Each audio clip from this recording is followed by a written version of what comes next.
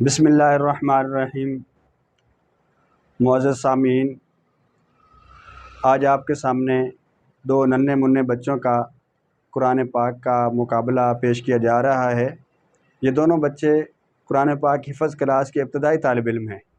ये मुकम्मल हाफ़िज़ या कारी नहीं हैं, इब्तदाई सिपारों में तकरीबन इब्तदाई 5 पारों में ये पढ़ रहे हैं और आज इनका हमने मुकाबला करवाया। आप हज़रात से ये गुज़ारिश है इनकी तिलावत दोनों की समाअत फ़रमाएँ और कमेंट्स में अपनी राय का इज़हार करें कि इनमें से कौन सा बच्चा पहली पोजीशन पर है, कौन सा बच्चा दूसरी पोजीशन पर है। और ये तिलावत अपने बच्चों को भी ज़रूर सुनाएं और ताकि उनके अंदर भी कुरान पाक अच्छा पढ़ने का ज़ौक़ पैदा हो और कुरान पाक को खुश इल्हानी के साथ पढ़ने का जज्बा पैदा हो। और अब आप कुरान पाक के ये मुकाबला दो बच्चों का समाअत फ़रमाएँ। أعوذ بالله من الشيطان الرجيم. بسم الله الرحمن الرحيم.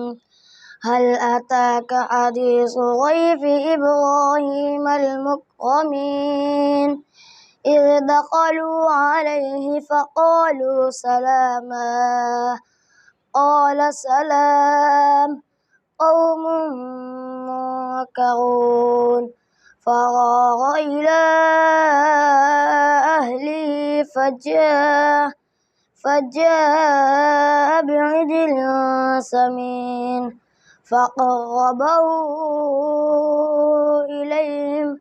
إليهم قال ألا تأكلون فأوجس منهم خيفة قالوا لا تخف وبشروه بغلام عليم فأقبلت امرأته في صرة فصقت وجهها وقالت عجوز عقيم. قالوا كذلك قال ربك إنه هو الحكيم العليم. صدق الله العظيم.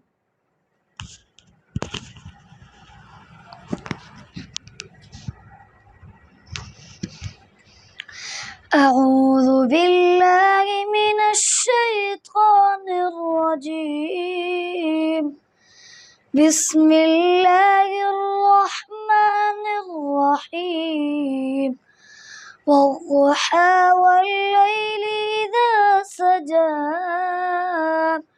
ما ودعك ربك وما قلى وللآخرة خير لك من الأولى ولسوف يعطيك ربك فترضى ألم يجدك يتيما فآوى ووجدك ضالا فهدى ووجدك عائلا فأغنى فأما اليتيم فلا تقهر وأما السائل فلا تنهر وأما بنعمة ربك فحدث. صدق الله العظيم.